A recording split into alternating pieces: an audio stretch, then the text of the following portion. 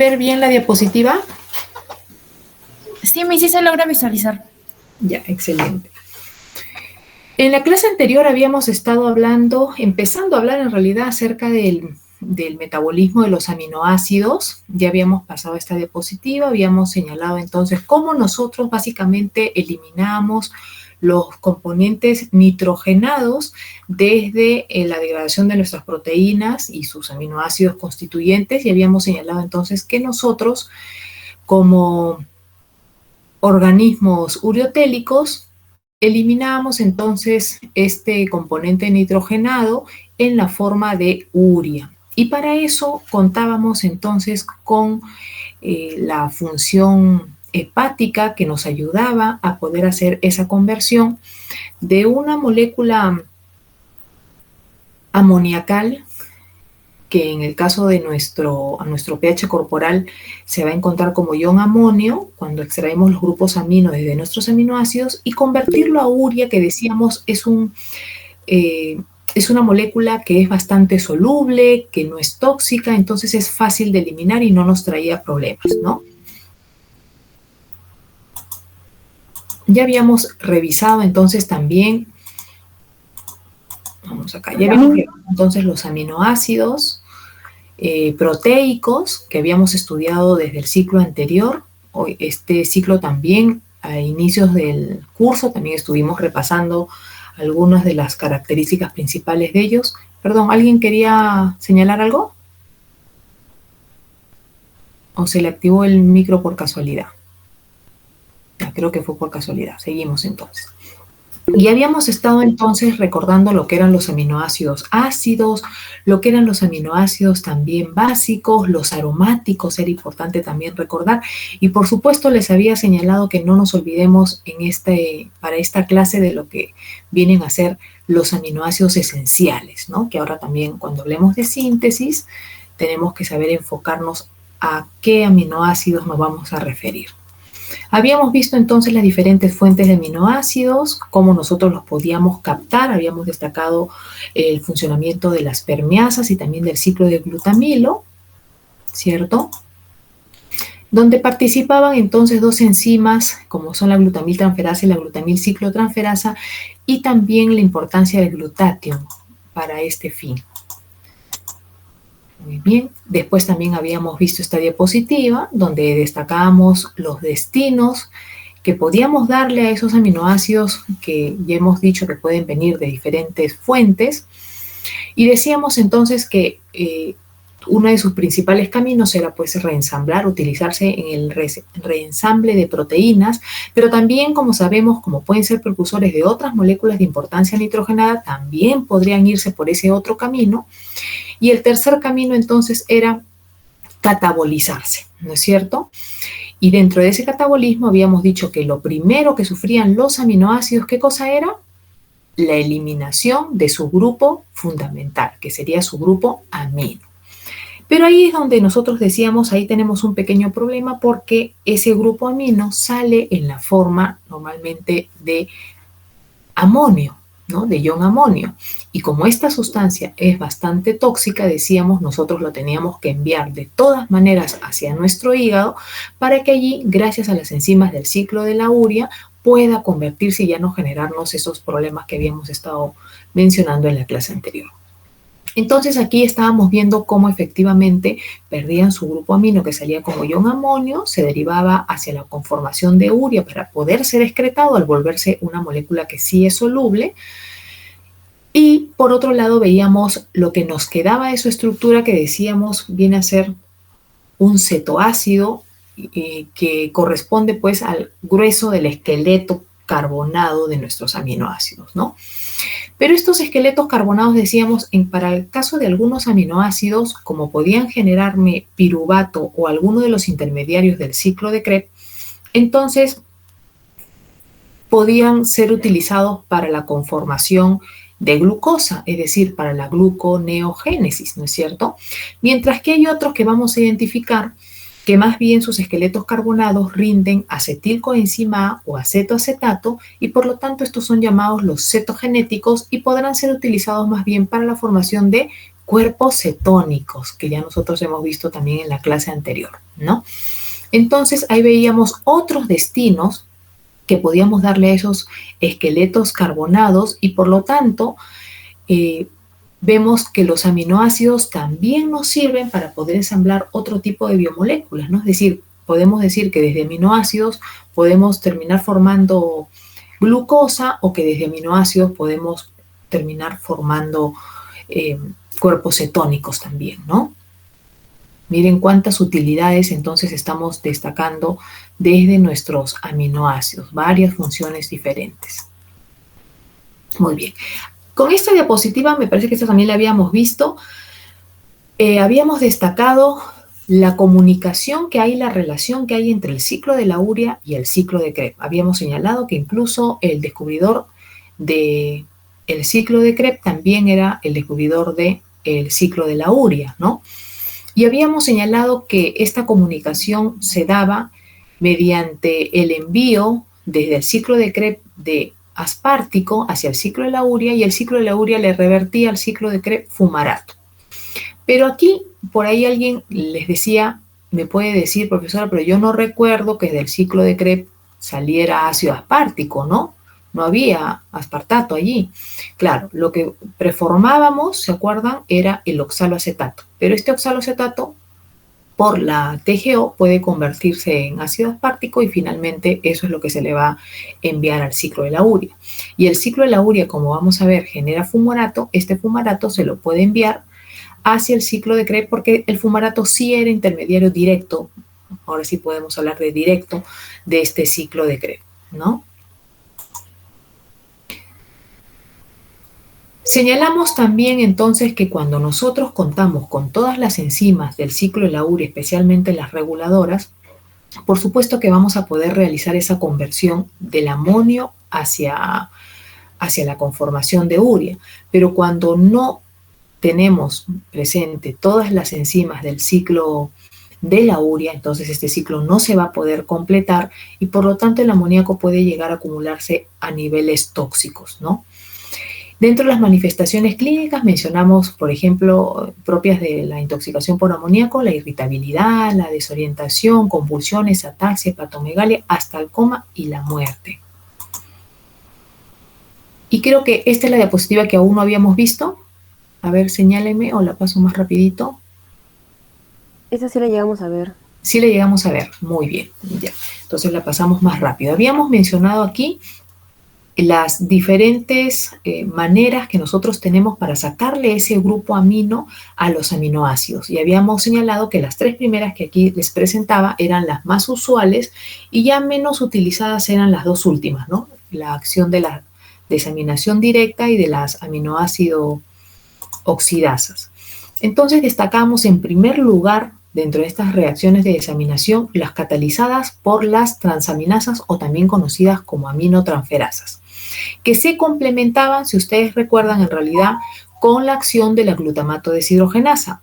Digo, se complementaban porque recuerden ustedes que habíamos señalado que el aceptor más común de grupos amino para las aminotransferasas que le arrancaban el grupo amino a un aminoácido y se lo cedían a esta molécula aceptora era el alfa-cetoglutarato, ¿no?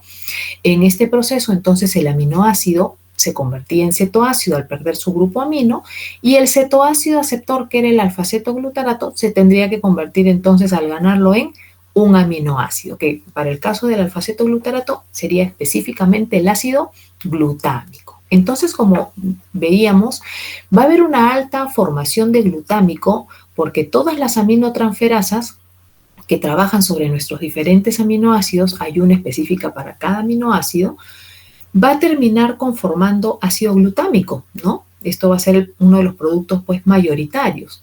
Y entonces luego sobre este ácido glutámico va a trabajar la glutamato deshidrogenasa, la cual le quita entonces nuevamente el grupo amino al glutámico, ahora sí que lo deja libre como ion amonio, y lo que me queda entonces ahora de este ácido glutámico es nuevamente lo que originalmente tuvo en el paso anterior, que sería el alfa-cetoglutarato, ¿no?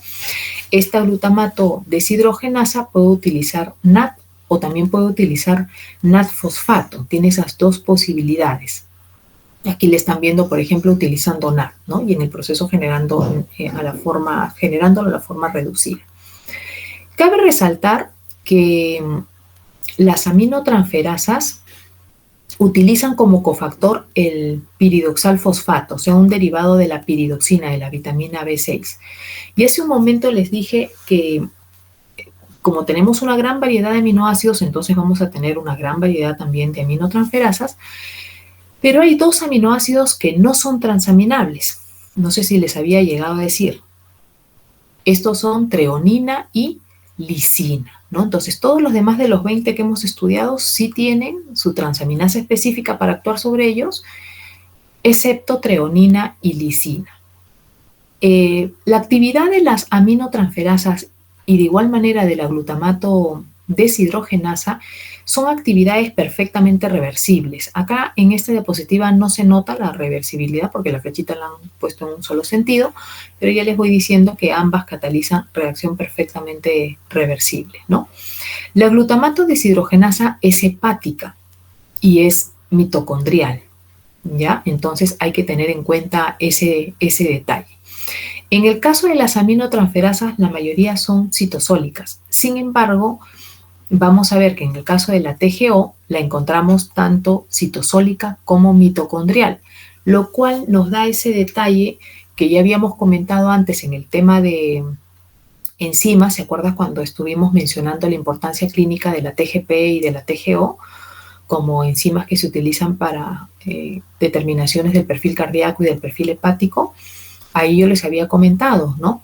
Que en el caso de la TGP, esa transaminasa es más abundante normalmente en hígado, mientras que la TGO se encuentra más abundante a nivel de corazón, hablo de la citoplasmática, pero que cuando en el caso del hígado hay un daño muy profundo, más allá de romper la célula, inclusive romper sus mitocondrias, entonces se liberan hasta la TGO que está almacenada dentro de las mitocondrias. Y en ese caso, la TGO también va a estar aumentada e inclusive más aumentada que la mismísima TGP, ¿no?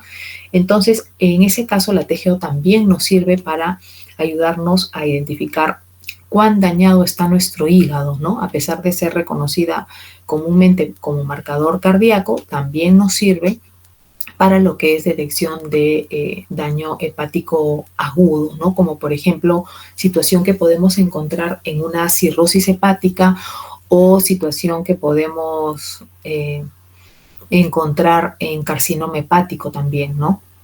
En cambio, la TGP solamente ella se eleva en concentración en sangre, típicamente sin que esté acompañada del aumento de la TGO cuando hay hepatitis, ya sean virales o hígado graso, ¿no? O por toxicidad también, ¿no? Al hígado, por hepatotóxicos. Muy bien. Y otra enzima que también habíamos destacado era esta glutaminasa que estoy resaltando ahorita, ¿no? Esta glutaminasa es aquella enzima que nos va a permitir romper la glutamina, arrancarle entonces el grupo amino, para ser más precisa, esa glutamina, que yo les decía, recordemos que la glutamina era, yo les mencionaba así para que lo recuerden más, como que el aminoácido primo hermano del ácido glutámico, ¿no? Eran muy parecidos, toda su estructura extendida era muy parecida, empezaban igual, tenían los mismos grupos metilenos, pero mientras que el ácido glutámico tenía un carboxilo extra al final de su cadena lateral, aparte del carboxilo que todos los aminoácidos tienen siempre al lado de su carbono alfa central, ¿no? Este tenía un extra a nivel de la cadena lateral. En cambio, glutamina tenía todo igualito, pero en lugar de ese carboxilo tenía un grupo CONH2, un grupo tipo amida. Entonces notábamos que tiene otro NH2 ahí abajito, ¿no? Es como que tiene un grupo amino dentro de ese grupo amida, en realidad, ¿no? Entonces, cuando nosotros le quitamos ese grupo extra que tiene allí medio aminado a nivel de esa cadena lateral a la glutamina, se convierte pues en ácido glutámico, ¿no? Que es lo que estamos viendo aquí. La glutaminasa, entonces, le va a arrancar con la necesidad de una molécula de agua, ese grupo amino que está en ese grupo amida que les digo, y sale como ion amonio también, ¿no? Como ion amonio, estos ya sabemos que se tienen que derivar definitivamente al ciclo de la urea, ¿no? Quedándome la glutamina ahora convertida a glutámico, ¿no? Si ya perdió ese amino extra, ya quedó a la forma de glutámico. No nos olvidemos también que había yo hablado al respecto de la glutamina, que era uno de los aminoácidos más abundantes justamente por esta razón. Es uno de los más abundantes que tenemos en sangre, ¿no? Glutamina, alanina también, pero sobre todo glutamina. ¿Por qué? Porque habíamos dicho que es la forma más común, como todos los demás tejidos enviaban sus amonios de sus desaminaciones, pero no lo enviaban pues suelto, libre, ¿no? Pudiéndonos aumentar la concentración en sangre, sino que lo introducían dentro de la estructura de la glutamina, es decir, se lo sumaban al glutámico para que se convierta en glutamina, y como glutamina viajaba así en la sangre, ¿no? Y entonces una vez que llegue al hígado necesitábamos que esa glutamina, que solamente está aportando momentáneamente esos grupos iones amonio, ya pues sea liberado para que se dirija hacia el ciclo mencionado de la urea, ¿no? Es una de las formas entonces más importantes de transporte de amonio desde los otros tejidos, no se olviden.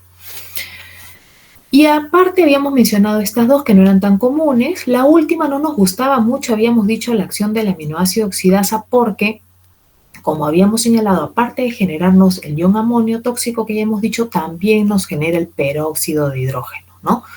Y el peróxido de hidrógeno, como ya sabemos, también es tóxico. Y por supuesto que ya ustedes recordarán que tenemos enzimas que nos ayudan a eliminarlo, pero igual es un proceso adicional que vamos a tener que realizar, ¿no? En cambio, las otras reacciones no requieren esto. También no olvidar que en el punto 4, cuando veíamos a las desaminaciones directas, es decir, las catalizadas por la serina de hidratasa y la treonina de hidratasa, notemos el detalle que a partir de serina, entonces, podemos formar piruvato, liberando ion amonio, y de treonina, alfaceto butirato. Esto es bueno que ya lo vayamos, sobre todo el de serina piruvato, que lo vayamos considerando porque más adelante cuando veamos síntesis, entonces ya vamos relacionando.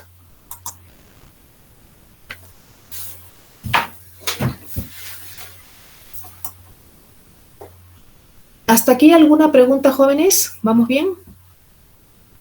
¿No hay? Sigamos entonces. En esta diapositiva entonces estábamos resaltando nuevamente la reacción catalizada por las aminotransferasas o también llamadas transaminasas. Aquí sí notamos la reversibilidad del proceso. Acá vemos entonces como un aminoácido, un aminoácido general, no genérico porque no me especifican su cadena lateral, pasa al perder su grupo amino a la forma de cetoácido, y este cetoácido, que tampoco me están especificando quién es, pero ustedes ya lo saben, pasará a la forma de aminoácido, ¿no? Como les dije, las aminotransferasas utilizan, eso es lo particular que tienen, como cofactor, un cofactor que no es muy usual, ¿no? Por gran mayoría de enzimas. La mayoría hemos visto que utilizan NAD, FAT, ¿no es cierto? Esos son los cofactores más comunes. Para estas enzimas es el piridoxalfosfato. Este piridoxalfosfato, que vendría a ser la forma activa de la vitamina piridoxina, de la vitamina B6, en realidad va a ser el que en la reacción va a aportar el aminoácido de esta transferencia, perdón, el grupo amino de esta transferencia. No es la enzima directamente la que lo une a su estructura, sino que se lo pasa en realidad a su cofactor, ¿no? De tal manera que vamos a ver en el proceso que la piridoxina pasa a la forma de piridoxamina, como ya le están viendo aquí, porque ese amino ya va a estar en su estructura, ¿no? Ya va a estar en su estructura. Pero después, una vez que ya se encuentre con el aceptor más común, que sería el alfa-acetoglutarato, se lo va a donar, volverá a la forma de piridoxalfosfato. Entonces, este grupo prostético de estas transaminasas está unido covalentemente a la lisina del centro activo de las aminotransferasas.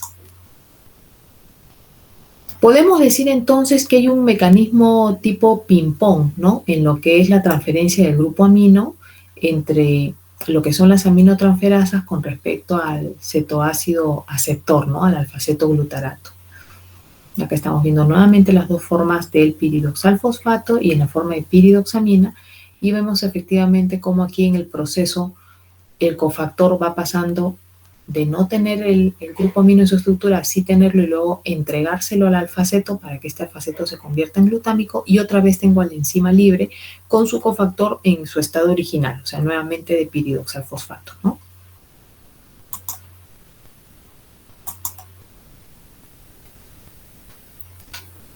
Dentro de todas las transaminasas, porque ya he mencionado que prácticamente casi todos los aminoácidos tienen una transaminasa específica que va a actuar sobre ellos para sacarle el grupo amino y transferírselo al alfa-cetoglutarato.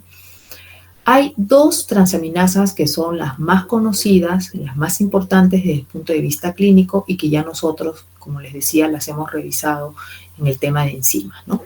Me estoy refiriendo a la TGP y a la TGO. La TGP, ustedes acá pueden ver su específica reacción que cataliza sobre el aminoácido alanina. También es conocida como ALT, ¿no? Porque en la abreviatura de TGP estaríamos refiriéndonos a la transaminasa glutámico pirúvico y aquí como alanina aminotransferasa. En uno de los nombres entonces me resaltan el producto que genera y en la otra denominación se han enfocado en el sustrato sobre el cual actúan, ¿no? Porque me habla de alanina aminotransferasa, que es el sustrato. Mientras que en la otra denominación me destacan al piruvato, ¿no? Que viene a ser ya su producto. Entonces, como ustedes ven, esta TGP actúa específicamente sobre la alanina, le quita el grupo amino a esta alanina, lo que me queda de la alanina, el cetoácido que me queda vendría a ser el piruvato, una molécula que ya hemos destacado importante para nosotros porque es el producto de la vía glicolítica, ¿no es cierto? Y a alanina también, dentro de los aminoácidos también lo hemos resaltado en el ciclo de la alanina. Entonces, noten que estamos resaltando en este tema a varios componentes que ya no son nuevos, ¿no? Que ya a ustedes les suenan sus nombres. Y como decíamos, entonces, le quita el grupo amino a la alanina, se lo cede al alfa-cetoglutarato y este se convierte en glutámico, ¿no? Ahí les colocaba yo esta transaminasa, es parte del perfil entonces hepático, ¿no? Así la habíamos visto ya anteriormente. Y abajo tienen la reacción que cataliza específicamente la TGO, o también abreviada como AST, porque es transaminasa glutámico oxaloacética o aspartato aminotransferasa. Entonces aquí me resalta el sustrato sobre el cual actúa y en la otra denominación el producto que genera. Entonces, como vemos, actúa sobre el ácido aspartico o aspartato, le quita el grupo amino, lo que me queda del esqueleto carbonado de ese aspartico es el oxaloacetato, y el alfa-cetoglutarato, al ganarlo, gracias a la transferencia que ha catalizado esta TGO, pasa a la forma de glutámico, ¿no? Entonces no nos olvidemos que oxaloacetato se puede formar desde aspartico y que piruvato también se puede formar desde alanina. Aquí abajo les he dejado también escrito cuáles son los no transaminables, no se olviden. Y acá estamos recordando, a razón de que estábamos hablando de la TGP, también otras moléculas que son parte del análisis de función hepática que nos ayudan como marcadores, ¿no? Para poder identificar si hay alteración, daño a nivel del hígado, ya que hemos mencionado las transaminas. Aquí estamos viendo la segunda reacción en importancia y la tercera, más abajo, ¿sí? En lo que es la segunda, la catalizada por la glutamato deshidrogenasa, ya les había dicho entonces que esta enzima se encuentra a nivel del hígado y a nivel de la matriz mitocondrial, hablando del lugar celular. Y como su nombre dice, glutamato, ¿no? Actúa específicamente sobre ese glutámico, ¿no? Sobre el aminoácido glutámico, no actúa sobre cualquier otro aminoácido, solo sobre el glutámico. Ese glutámico que ya hemos dicho que se está formando en buenas cantidades a partir de la acción de las transaminasas, ¿no? Entonces, con la necesidad de agua, como ustedes ven allí, le arranca el grupo amino y pasa nuevamente el glutamato a la forma de cetoácido al perderlo, que sería el alfa-cetoglutarato, y vemos que ese grupo amino sale en la forma de ion amonio. No hay problema con esto, sabemos por qué, porque ya si está actuando esta glutamato deshidrogenasa a nivel del hígado, entonces ya estamos en esa localización orgánica y por lo tanto sabemos que este amonio rápidamente será introducido hacia la conformación de urea. Aquí vemos la acción de la glutaminasa, la tercera enzima en importancia, que me rompe la glutamina que viene desde los otros varios tejidos que no son hígado hacia el hígado para poder justamente liberar ese amonio que está transportando y mandarlo también a la constitución de urea, quedándome la glutamina en la forma de glutamato. Esta glutaminasa también es mitocondrial y también es hepática y como ven también cataliza reacción perfectamente reversible. O sea que cuando nosotros vemos formación de glutamato, sabemos que ese glutámico se convierte en glutamina y lo mismo, ¿no? Glutamina en glutámico. Muy bien, y ahora ya llegamos al ciclo de la urea, el ciclo de Hans-Krebs y Kurt-Henseleit. Para iniciar el ciclo de la urea, que les decía, noten el detalle que el ciclo de la urea es una vía metabólica que como el ciclo de Krebs también es circular, quiere decir que también me regenera una de las primeras moléculas con la que empiezo, ¿no? Pero para iniciar el ciclo de la urea necesitamos una reacción previa que vendría a ser condensar fuente de carbono con fuente de nitrógeno. La fuente de carbono va a ser el bicarbonato o el ácido carbónico, en este caso me están colocando ahí como bicarbonato, pero también en otras diapositivas, en algunos textos ustedes pueden ver ahí CO2 más bien, ¿no? Cualquiera de las dos representaciones porque saben que son formas interconvertibles, ¿no? Y como fuente de nitrógeno, el amonio, ¿no? En este caso están poniendo acá como amoníaco, ¿no? El amonio que ya ustedes han visto que va a venir de todas estas fuentes de las enzimas que acabamos de estudiar que me generaban ese amonio, ¿no? Que es traído principalmente desde la forma de glutamina. Entonces también por acá podrían ver a veces glutamina mencionada en algún texto. No se asombren porque ya saben que va a ser el donante general de estos grupos amino en el hígado porque es quien lo trae, ¿no? Y con el aporte o la necesidad de 2 moléculas de ATP, se condensan estas 2 fuentes, como les digo, de carbono y de nitrógeno, y se forma carbamilfosfato. Esto por acción de la carbamilfosfato sintasa 1. Esta carbamilfosfato sintasa 1 es enzima reguladora de esta vía, ¿sí? Y además es una enzima que es mitocondrial, porque el ciclo de la urea tiene 2 enzimas que son mitocondriales y las 3 restantes son citosólicas. Quiere decir que para este ciclo necesito ambas localizaciones, ¿no? Como también vimos en el caso de la gluconeogénesis, ¿no? Que también utilizaba enzimas de varios lugares celulares. Vamos a hablar también, por si acaso, más adelante, de una isoforma de esta enzima, la carbamilfosfato sintasa 2, pero más bien en el metabolismo de las pirimidines. Pero ya voy adelantando, ¿no? Para que lo vayan asociando. Esta es la 1. La primera que estamos viendo es la tipo 1. Y como les digo, es mitocondrial. En cambio, la carbamilfosfato sintasa 2, que vamos a ver más adelante en la otra vía que les acabo de mencionar de las pirimidinas, es más bien citosólica. Las localizaciones son diferentes, ¿ya? Para que lo recuerden. Pero igual catalizan reacción de condensación de fuente carbono con fuente nitrogenada. Y lo mismo forman carbamilfosfato. Una vez que ya tenemos carbamilfosfato, ahora vamos a necesitar condensarlo con una molécula de ornitina. Recordemos que la ornitina es un aminoácido. Es un aminoácido de los que yo les señalé que era aminoácido no proteico. Es decir, que por su estructura responde a ser un aminoácido, pero no lo encontramos dentro de la constitución de una proteína, ¿no? Como si encontramos alanina, valina, metionina, etc.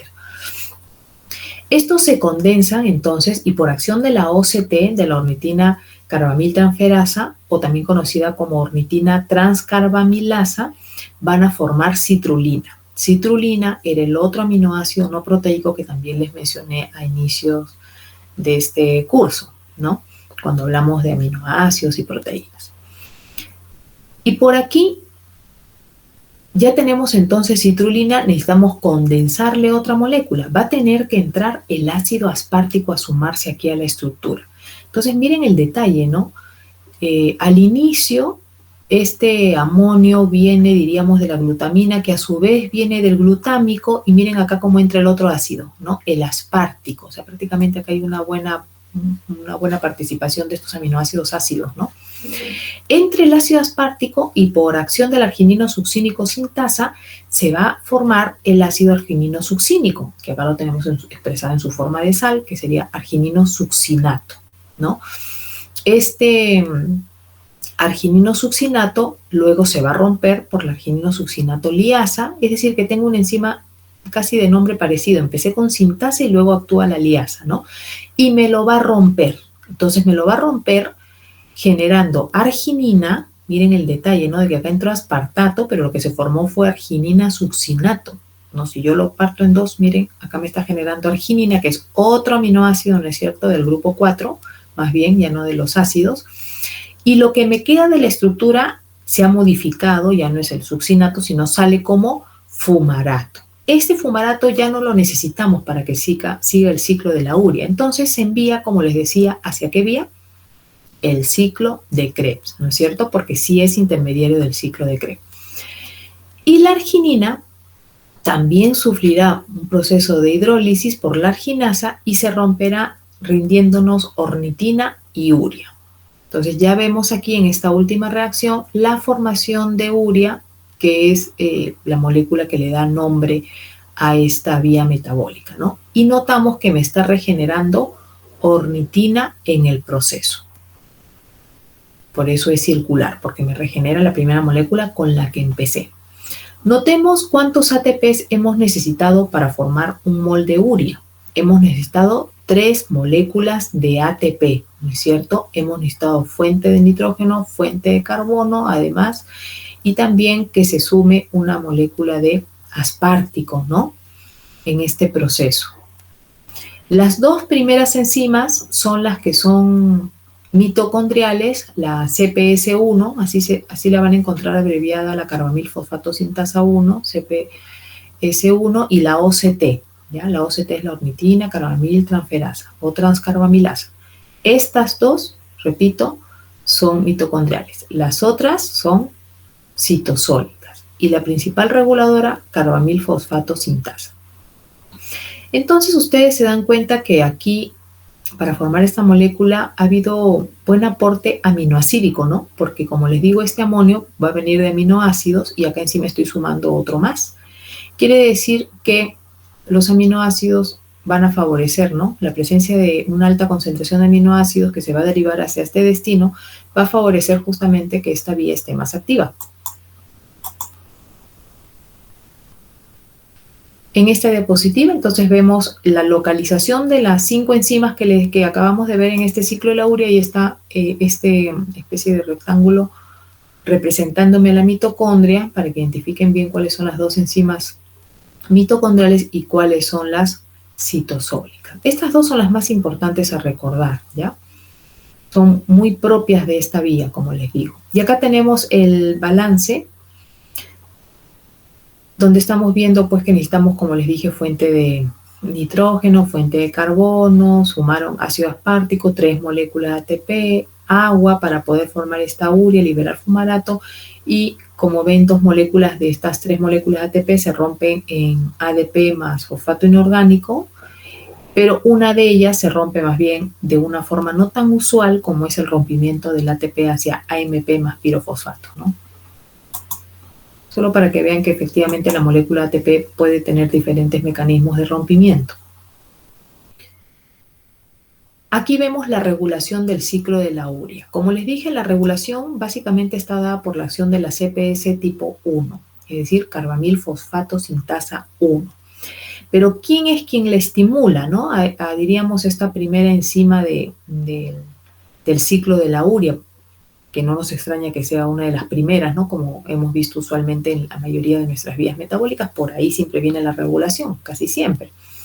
La molécula de N-acetilglutamato. Este es el estimulador de la CPS1. Pero ¿de dónde viene N-acetilglutamato? Lógicamente ya ustedes imaginarán, de glutámico más acetilcoenzima A, ¿no? Estas moléculas se han condensado para formar esta de acá gracias a la acción de la N-acetilglutamato sintasa, que como ven, a su vez es estimulada por la concentración o la presencia de arginina.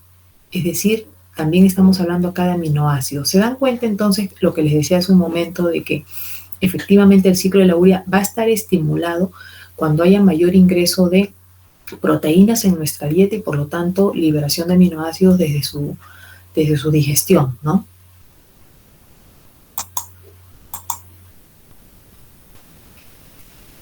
Bien, acá estamos viendo en esta diapositiva la comunicación que hay entre el ciclo de la urea y el ciclo de Krebs, ¿no? Vemos entonces cómo lo que decíamos hace un momento, el ciclo de Krebs puede enviarle aspartato, pero previamente porque formó oxaloacetato, y esto, como dijimos, por la TGO puede convertirse en aspartico, como ya hemos visto. No olvidemos que la TGO había dicho hace un momento que hay dos isoformas, tanto la que está dentro de la mitocondria, como aquí le estamos viendo dentro, como que también hay una afuera, ¿no? Hemos dicho ahí citosólica y mitocondrial, la TGO, la TGP solamente citosólica. Y entonces vemos cómo gracias a esa enzima se convierte en aspartico y luego sale el aspartato entonces gracias a la lanzadera aspartato-malato, que ya después la ven más abajo cómo está, a lo que saca aspartato de la mitocondria ingresa malato, y una vez que ya está fuera este aspartato se deriva hacia el ciclo de la urea porque habíamos visto que teníamos que sumar ese otro ácido, ¿no? También tenía que unirse al ciclo de la urea. Vemos que también el fumarato que se genera del ciclo de la urea previa conversión a malato, porque no hay un translocador de fumarato, entonces tiene que convertirse a malato, y esto por acción de la fumarasa, que también, miren la particularidad, también tiene sus isoformas citosólica y mitocondrial, igual como la otra que también hemos mencionado aquí para esta comunicación, ¿no? Lo convierte en malato, utilizando la misma lanzadera, ingresa malato y ya ingresó como malato, pues ya es intermediario del ciclo de Krebs, ¿no? Prácticamente ya ingresó al ciclo de Krebs. Pero este malato también vemos que por la malato deshidrogenasa, encima del ciclo de Krebs, que también es citosólica y también es mitocondrial, tiene esas dos localizaciones, vemos que se convierte en oxaloacetato, y este oxaloacetato, de igual manera que vimos acá adentro, por la TGO, puede regenerar nuevamente el aspartato, ¿no? Entonces, en esta comunicación hay un detalle particular, que varias de las enzimas que nos ayudan a esta comunicación son justo enzimas que son de localización tanto citosólica como mitocondrial. Y también destacar la importancia de las lanzaderas, ¿no? Para esta comunicación, por supuesto. En esta diapositiva vamos a ver lo que es el transporte de nitrógeno hacia el hígado. Entonces, acá está mi hígado en este recuadro central. El recuadro de arriba está representando lo que sucede en la mayoría de los tejidos, y particularmente también en el recuadro inferior lo que sucede particularmente a nivel de músculo, ¿no? Como ustedes ven, el recuadro más grande se encuentra para el hígado, y es porque aquí se dan la mayoría de las reacciones que ya hemos señalado que nos van a ayudar a degradar o darle otra utilidad a ese nitrógeno que sacamos desde el rompimiento de nuestros aminoácidos, ¿no? Vemos aquí entonces la glutamina sintasa, la glutaminasa también, la glutamato deshidrogenasa, las transaminasas y por supuesto las enzimas del ciclo de la urea, que acá no se han puesto una por una, pero ya saben cuáles son las que conforman esta vía, ¿no? Mientras que acá arriba vemos que para el caso de la mayoría de los tejidos, ellos producto de sus transaminaciones, entonces generan glutámico, y luego este glutámico por acción de la glutamina sintasa será convertido añadiéndole, ¿no? Amonios para que se convierta en glutamina. Y como glutamina va a aportarse este amonio y va a llevarse hacia el hígado para que en el hígado sea utilizado en el ensamblaje del ciclo de la urea. Eso es lo que sucede en la mayoría de tejidos. En el caso del músculo hay una pequeña variante, porque si bien es cierto, también envía glutamina formada desde sus transaminaciones, también el músculo se caracteriza por poder enviar otro aminoácido que es la alanina, ¿no es cierto? Diríamos entonces que los dos aminoácidos importantes enviados desde el músculo hacia el hígado no solamente es la glutamina, sino que acá le vamos a sumar la alanina. Esa alanina que habíamos mencionado se sintetiza gracias al ciclo de la alanina, ¿no? Que habíamos señalado que cuando estamos en estado de ayuno, particularmente este se va a activar, ¿no? y se envía, como ustedes ven aquí, alanina desde el músculo hacia el hígado, el hígado por la transaminasa, la TGP, ¿no es cierto? Esto lo cataliza la TGP, lo convierte en piruvato. Como sabemos, el piruvato es precursor gluconeogenético y como estamos en el hígado, que es un lugar importante, el principal en realidad para la gluconeogénesis, este se transforma en glucosa y se le revierte glucosa al músculo, ¿no? Nuevamente aquí el ciclo de la alanina. Lo que hemos visto hace un ratito en chiquito, que ya lo tenemos más grandecito.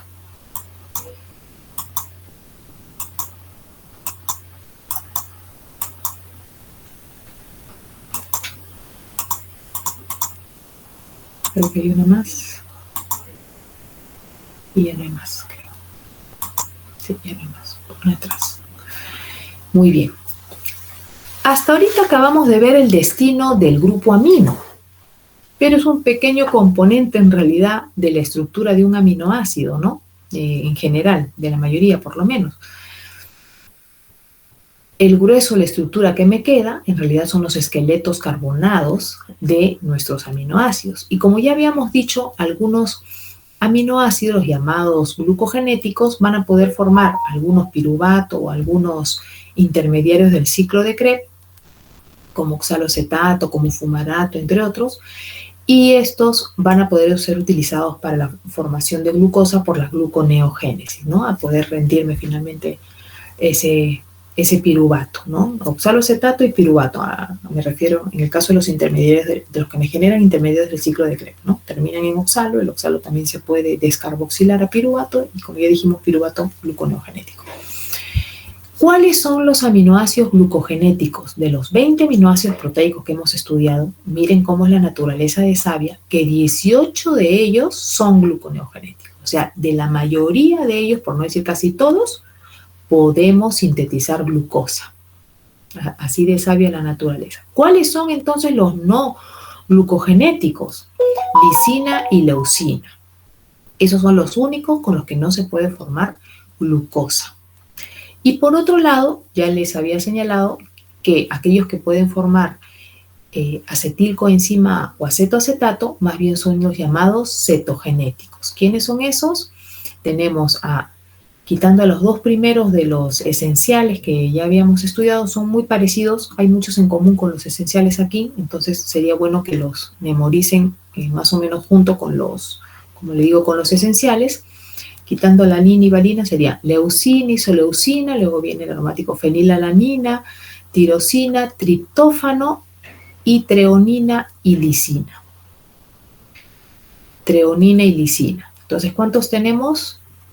7. 7 son los aminoácidos cetogenéticos. Entonces podemos decir que leucina y lisina, que están tanto aquí como acá, son tanto aminoácidos glucogenéticos como cetogenéticos, ¿no? Estos particulares, por si acaso, son la excepción aquí para el caso de los glucogenéticos, pero aquí sí son cetogenéticos, ¿no? O sea, están en las dos tablitas, como digo, claro, aquí como excepción, por supuesto, ¿no? Como ya mencioné.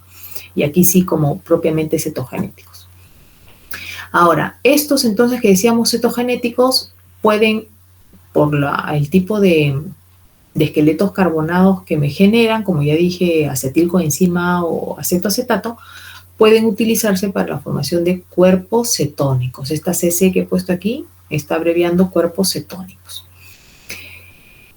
También hemos señalado que fuera de estos destinos, también los aminoácidos se reconocen porque pueden ser precursores de otras moléculas de importancia para nosotros. Es más, muchos de los mensajeros químicos más importantes para nosotros, hormonas, son derivados aminoácidicos, ¿no?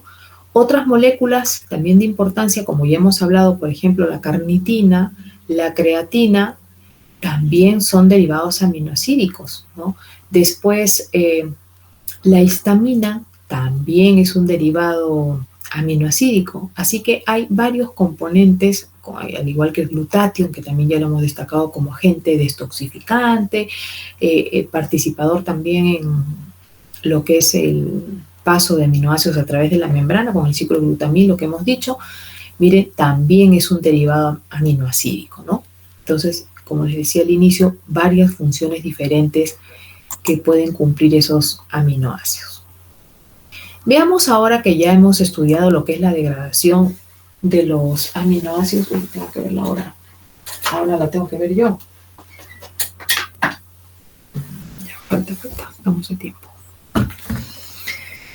Veamos ahora lo que es la síntesis de los aminoácidos y compuestos relacionados. Pero esto va a ser más breve porque lógicamente ya nosotros hemos mencionado que si vamos a hablar de biosíntesis de aminoácidos en nosotros, nos estamos refiriendo solamente a la biosíntesis de los llamados aminoácidos no esenciales, porque los esenciales son los que nosotros no podíamos sintetizar y que necesariamente tenían que ingresar por la dieta, ¿no? En los alimentos, para que nosotros los utilizáramos para ensamblar los diferentes componentes que ya hemos mencionado o darle esos diferentes destinos.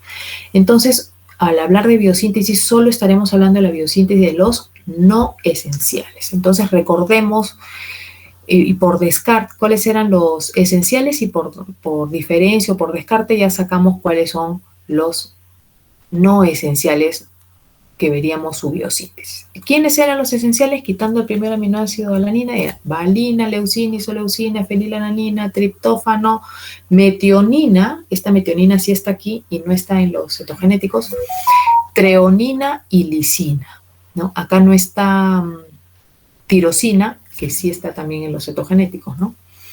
Y bueno, acá está valina, en los cetogenéticos no estaba valina, pero después los demás son comunes, o sea, son muy parecidos, por eso háganlo asociándolo el estudio de los mismos, ¿ya? Habíamos dicho también a inicios del curso que en el caso de los prematuros, aparte de ya tener lisina del último grupo, del grupo 4, le sumábamos los otros dos que nos faltarían para completar el grupo 4, ¿no? Histidina y arginina, que tampoco pueden ser sintetizados cuando recién nacemos o en prematuros, peor aún, ¿no? ¿Y quiénes serían entonces los no esenciales? Alanina, prolina, cisteína por descarte, ¿no? Lisina, glutámico, aspartico, asparragina, glutamina, serina, tirosina. Notemos el detalle, ¿no? A ver, tenemos aquí a los ácidos, ¿no? Tenemos a los primohermanos de los ácidos también, tenemos al aminoácido más sencillo, no nos extraña que también lo podamos sintetizar. Está cisteína, azufrado, ¿no? Está prolina, el aminoácido particular, que ya habíamos dicho que es un aminoácido. Está alanina, el primerito de todos, y también está serina y tirosina.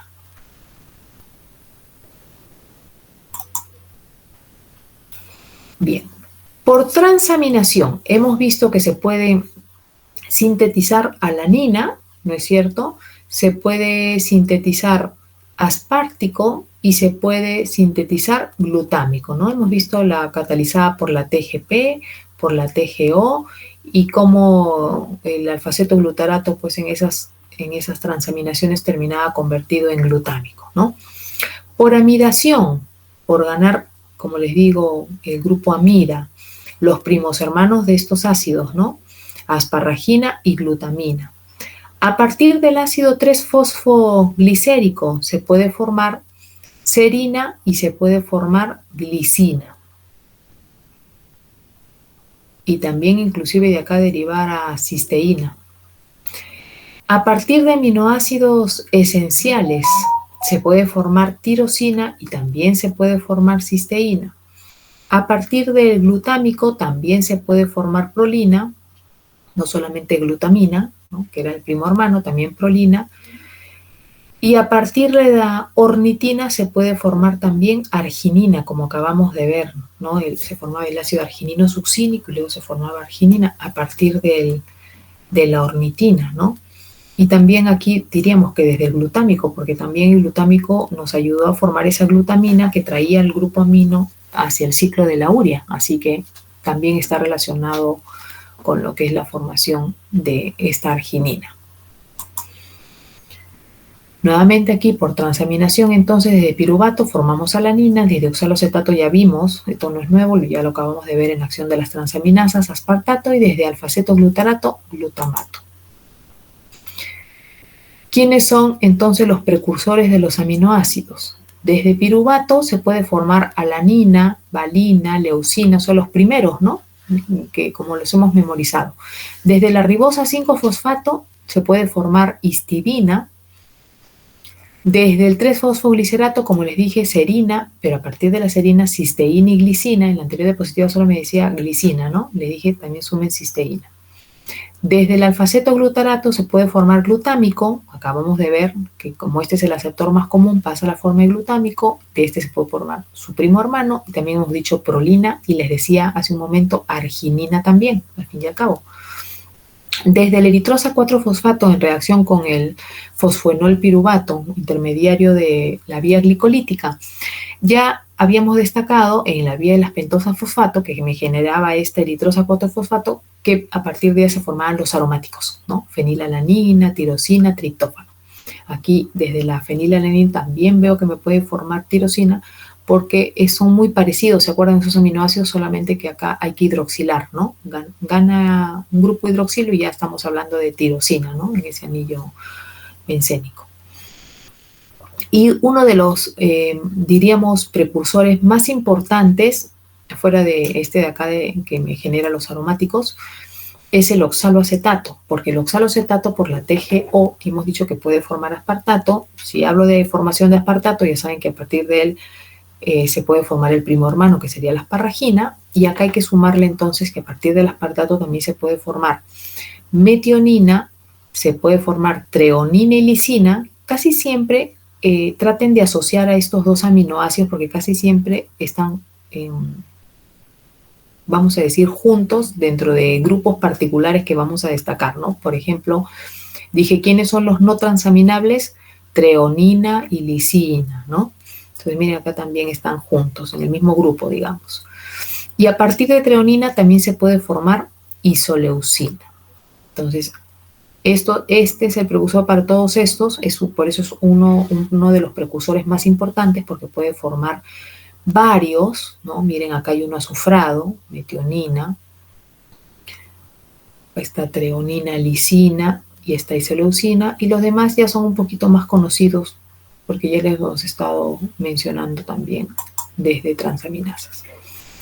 Como señalé, hay otras moléculas también de importancia que se pueden formar a partir de aminoácidos, como por ejemplo neurotransmisores como la acetilcolina, catecolaminas como la adrenalina, la noradrenalina, la dopamina, ya mencioné también la carnitina, la creatina, que ya hemos hablado en clase que puede ser como una fuente de almacenamiento de fosfato para síntesis de ATP a nivel muscular y bueno, también a nivel de cerebro. También tendríamos que mencionar a la histamina. ¿Quién no ha tomado alguna vez un antihistamínico, no es cierto?, para bloquear su actividad. El GABA, la serotonina, también neurotransmisores, también son derivados aminoácidos. Empecemos hablando un poquito de lo que es la acetilcolina. Ya ustedes saben que la acetilcolina es un neurotransmisor que actúa tanto en el sistema nervioso central como en el sistema nervioso periférico, causa la contracción de las fibras musculares y más bien disminuye lo que es la frecuencia cardíaca. Este neurotransmisor en su síntesis participa lo que es el aminoácido serina, porque serina será el precursor de la fracción de colina, mientras que acetilcoenzima A será el donador de la otra fracción acetil que vemos en su estructura, como acá lo están viendo. Entonces, por una colina acetiltransferasa se forma esta acetilcolina. No es muy compleja en realidad su síntesis, como ustedes pueden ver, ¿no? También sabemos que la acetilcolina, esto lo hemos visto creo que desde el ciclo anterior, es también un neurotransmisor que estimula la segregación de saliva, ¿no? Ay, no, ¿a dónde me estoy yendo? Ahora sí, a ver, sí, estamos en orden. Las catecolaminas. Las catecolaminas más bien se originan a partir del aminoácido tirosina. Me refiero a dopamina, adrenalina, noradrenalina. Incluso la melanina de la piel también es derivado de la tirosina. Acá también la podríamos poner, ¿no? La he sacado en realidad del gráfico por lo que estamos hablando de mensajeros químicos, ¿no? Más que de moléculas, pigmentos de la piel, pero también es derivado. La tirosina, como ven, va a dar origen en primer lugar a la L-dopa. Esta L-dopa posteriormente a la dopamina a la noradrenalina y la noradrenalina a la adrenalina. Como vemos aquí participa una hidroxilasa en la conversión de tirosina a L-dopa, luego una descarboxilasa. Vemos aquí que le hace perder este grupo carboxilo para llevarlo a la forma de dopamina. Luego nuevamente otra hidroxilasa, la dopamina hidroxilasa, lo convierte a noradrenalina y la diferencia ya de noradrenalina a adrenalina sería la catalizada por una reacción de una enzima que es la N-metiltransferasa, que como dice su nombre le transfiere un grupo metilo a su estructura, que sería la diferencia original entre estas, básica entre estas dos hormonas, ¿no? No sé si acá... Ah, ya, sí tengo otra gráfica. Estas catecolaminas están relacionadas sobre todo a lo que es la reacción de huida, de defensa del cuerpo. También tienen que ver con la estimulación, como ya hemos hablado, para el caso de adrenalina, noradrenalina, de la vía de glucogenólisis y también la vía de rompimiento lipídico, ¿no? Catabolismo lipídico también estimulan esas vías. En el caso de la dopamina, particularmente esta es conocida como la hormona del placer. Está regulando lo que es el comportamiento y la cognición. Está también como reguladora de lo que es el ánimo, la motivación y la recompensa. Está muy relacionada con esto. Y aumenta lo que es la presión sanguínea. En el caso de adrenalina y noradrenalina, de igual manera, relacionado al mismo origen, aminoácido tirosina, como hemos dicho, también ambas son estimuladoras de aumentar la presión sanguínea, porque van a tener un efecto vasoconstrictor y también van a causar dilatación de las pupilas, a diferencia de dopamina. Entre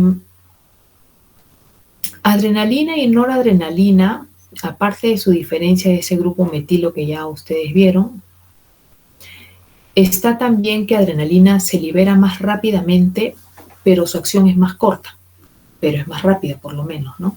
En cambio, noradrenalina se libera más lentamente, pero su acción es más larga. La serotonina. La serotonina es conocida como la hormona de la felicidad o también como la hormona de la tranquilidad. Ya en clase de biología hemos hablado que actualmente se reconoce como el estado de la felicidad, en realidad el estado de la tranquilidad, ¿no? Por eso estas dos denominaciones. Y esta serotonina se origina a partir de un aminoácido aromático que es el triptófano, que por acción de una hidroxilasa y posteriormente de una descarboxilasa terminará convirtiéndose a serotonina, pasando por esta tetrahidrobiopterina que es necesaria en esta reacción para la hidroxilasa. Esta descarboxilasa que trabaja aquí también requiere de piridoxalfosfato. Es bueno destacarlo porque, como ya les dije, no muchas enzimas utilizan el piridoxalfosfato, ¿no? La serotonina está relacionada con lo que es la regulación del sueño, el apetito, también tiene que ver con lo que es la sexualidad, el humor, así que el control de la agresividad también, ¿no? El GABA, por otro lado. El GABA es la abreviación del ácido gamma-aminobutírico, que en realidad es un neurotransmisor inhibidor. Pero este neurotransmisor inhibidor, ustedes dirán, pero es inhibidor, ¿no? No es estimulador. Lo que pasa es que nosotros, para poder mantener un óptimo funcionamiento neuronal, necesitamos la acción de dos moléculas antagónicas, del estimulador y del inhibidor. Entonces, el GABA actúa asociadamente, diríamos, con la acción del glutámico, que también actúa como, de por sí como un neurotransmisor estimulador. Este GABA se acumula y se encuentra en mayor cantidad a nivel del cerebro y especialmente a nivel del cerebelo. Se origina a partir del glutámico por una reacción muy sencilla que es catalizada por la glutamato descarboxilasa, como ustedes ven aquí, que utiliza piridoxal fosfato como cofactor. Y que a partir de esta simple reacción ya vemos formado el GABA, ¿no? Este GABA se encuentra en la constitución de las pastillitas Gamalate. No sé si alguna vez a ustedes, terminando el colegio o acá en la universidad, sus papás les han dado a tomar pastillitas de Gamalate, que siempre se han recomendado que son buenas para estimular la memoria, ¿no? Están en esas pastillitas justamente este compuesto. Después, otra molécula a resaltar sería la histamina. La histamina sabemos que es una sustancia que se libera cuando nosotros estamos, desde las células cebadas y los mastocitos, cuando nosotros estamos expuestos a alergenos, ¿no? Y van a causar vasodilatación, por un lado, pero por otro lado vasoconstricción. También estimulan la liberación de ácido clorhídrico y pepsina desde el estómago. Y se forma también por una simple reacción a partir de la histidina, una reacción de igual manera de descarboxilación, donde también se utiliza piridoxal fosfato por esta descarboxilasa para esta transformación, ¿no? La carnitina, otra molécula que también tenemos que destacar, que es derivado aminoacídico. Ya habíamos mencionado en clase que se deriva de la metionina y de la lisina, que se encuentra en mayor concentración a nivel muscular, a pesar de que son el hígado y el riñón los que participan principalmente en su síntesis, ¿no? Y esta carnitina era importante, ¿por qué? Porque nos permite captar ácidos grasos de cadena larga, ¿no? A través de la membrana mitocondrial, que sabemos que por lo menos la interna es bastante impermeable. Entonces es un mecanismo para que nosotros podamos internalizar, sobre todo los adultos, ácidos grasos de cadena larga que tienen el problema de pasar por la membrana, en realidad por su gran longitud, ¿no? No tanto por su naturaleza, sino por su longitud. La creatina se origina a partir de la arginina, la glicina y la metionina.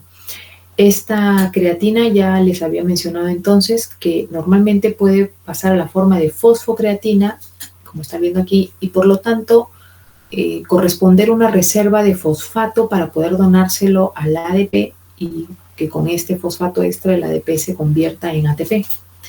Entonces podemos decir que es como una reserva energética que especialmente es utilizada a nivel muscular y a nivel cerebral. Su síntesis se da principalmente a nivel hepático y a nivel renal, pero también su utilidad es, como les decía, principalmente a nivel muscular y a nivel cerebral. Las hormonas tiroideas también son moléculas, son hormonas que derivan de aminoácidos,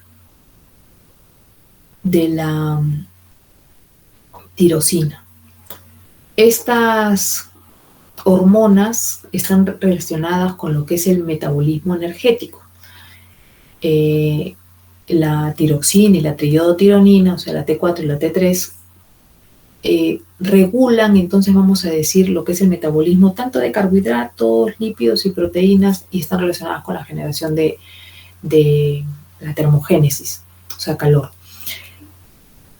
Ya seguramente ustedes han escuchado condiciones patológicas donde está afectada las glándulas tiroideas y que esto puede generar que haya una mayor producción de estas hormonas o una disminución, ¿no? Situaciones que encontramos en los hipertiroideos y en los hipotiroideos, ¿no? Y si alguien ha tenido la oportunidad, por ejemplo, de alternar con un hipertiroideo, se habrán dado cuenta que cuando le dan la mano, su mano está sudorosa, ¿no? Es porque su metabolismo está exacerbado en realidad por el exceso de estas hormonas tiroideas. Y además hemos dicho que estas hormonas tiroideas en altas concentraciones también pueden ser desacopladores de la cadena transportadora de electrones con la fosforilación oxidativa. Y eso hace entonces que la cadena siga funcionando con la llegada de sus precursores, por supuesto, pero lamentablemente ese salto de los electrones ya no se acopla para la síntesis del ATP y entonces buena parte de ello se libera en la forma de calor, ¿no? Y es por eso la característica que les mencionaba hace un ratito. El óxido nítrico, que es una sustancia que nosotros producimos a partir de la arginina, es una molécula que, si bien es cierto, está relacionado también con algún efecto tóxico en nuestro cuerpo, también es una molécula de defensa para nosotros, ¿no? Y tiene otros roles además, ¿no? Porque, por ejemplo, también se encarga de dilatar los vasos sanguíneos, de aumentar el flujo de la sangre, incrementa el suministro de oxígeno, protege al corazón y a otros órganos del daño y de la muerte celular, y vuelve la superficie interior de las arterias como teflón, para que nada se pegue, ¿no? Para que todo lo que va fluyendo a través de nuestro lecho vascular fluya, pase y no se vaya quedando. O sea, tiene varias funciones importantes. Digo que también tiene una acción detoxificante porque, o mejor dicho, protectora, porque también puede ser un agente que nos proteja contra algunos agentes extraños, patológicos, para ser más precisa. Nos queda todavía media hora, así que vamos a pasar al metabolismo de las pirimidinas. Aquí. ¿Se ve la diapositiva? Metabolismo de... ¿Sí? Ya. Vamos a ver el metabolismo de las pirimidinas y de las purinas, revisando lo que es el metabolismo entonces en general de los nucleótidos. Este temita también es importante porque, como ustedes recuerdan, los nucleótidos también son moléculas nitrogenadas, ¿no es cierto? Tienen bases nitrogenadas en su constitución. Así que también es una manera de eliminar componentes nitrogenados que en este caso proviene de su catabolismo, la formación de ácido úrico. Desde el catabolismo de proteínas nosotros producimos, ya mencionamos, urea, pero desde el catabolismo de las purinas nosotros producimos ácido úrico. El problema del ácido úrico es que es una molécula que a cierta concentración pierde solubilidad y precipita formando cristales de ácido úrico como los que ustedes están viendo aquí. Entonces, al cambiar de forma, estos cristales ya son reconocidos como agentes extraños en nuestro cuerpo y esto va a estimular que vayan nuestros fagocitos a querer engullirlos y desaparecerlos, ¿no? Lo cual va a generar un proceso inflamatorio agudo si es que, como les digo, estos se comienzan a formar en altas cantidades, especialmente cuando hay alta concentración de ácido úrico en nuestro cuerpo, tienden a formarse estos cristales a nivel de nuestras articulaciones, generando la llamada artritis gotosa. Pero, como les decía, estos cristales de ácido úrico básicamente vienen del catabolismo de las purinas, porque los productos del catabolismo de las pirimidinas, más bien por suerte, son productos bastante solubles, que inclusive pueden ser convertidos a intermediarios de nuestras propias vías metabólicas y por ahí metabolizarse sin generarnos ningún problema. Y es por eso que entre los dos metabolismos es más importante el de las purinas, ¿no? Más se destaca por el problema de la condición patológica que nos puede generar, a diferencia del de las pirimidinas, que no nos trae problemas. Entonces vamos a ir viendo poco a poco este temita. Muy bien. Para hablar del metabolismo de los nucleótidos, en primer lugar debemos de recordar pues la estructura de un nucleótido, ¿no? Ya hemos dicho en el ciclo anterior que hemos hablado de estas moléculas que los nucleótidos no solamente son importantes para nosotros porque son los constituyentes de nuestros ácidos nucleicos, llámese diferentes tipos de ARNs y moléculas de ADN, sino que también cumplen otros roles en nuestro cuerpo. Los hemos visto conformando, por ejemplo, cofactores enzimáticos, ¿no es cierto? Los hemos visto también como el FAT, el NAT, ¿no es cierto? La coenzima A también es un derivado nucleotídico.